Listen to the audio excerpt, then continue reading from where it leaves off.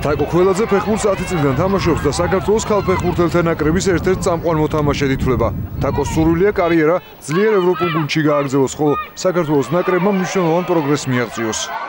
ჩვენი მიზანია უფრო ხარისხიანი ფეხბურთი იყოს საქართველოში, ქალების გულისხმობ და უფრო წინ წავიდეს სამწუხაროდ ჩვენ მეხუთე კატეგორიაში ვართ რეიტინგში და ვისურვებდი რომ პირველში თუ არა მესამე მეორე კატეგორიაში მაინც მოხდეს ჩვენი გუნდი. თაკო ქველაძემ საქართველოს ნაკრებში მორიგი მატჩი ჩაატარა. მსოფლიო ჩემპიონატის შესარჩევ ქვეჯგუფში გუნდმა შოტლანდიას უმასპინძლა. შეხვედრა ბრიტანელთა გამარჯვებით 3-1 დასრულდა.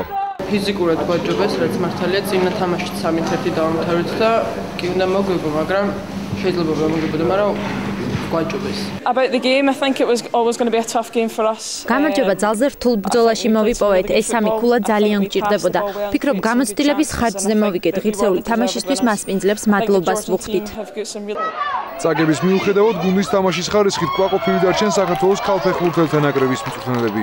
ის დეტალები და ის პრობლემები, რომლებიც ტაქტიკური თვალსაზრისით იქნება თუ ფიზიკური თვალსაზრისით, ნელ-ნელა და ეტაპობრივად აღმოფხვით და ალბათ უკეთესი შედეგების ნელ-ნელა ნაბიჯ-ნაბიჯ იქნება. მსოფლიო ჩემპიონატის საკვალიფიკაციო ეტაპის მორიგ შეხვედრაში საქართველოს ქალფეხბურთელთა ნაკრები ქვეჯგუფის ფავორიტს დანიას უმასპინძლებს. მატჩი 1 აპრილს გაიმართება.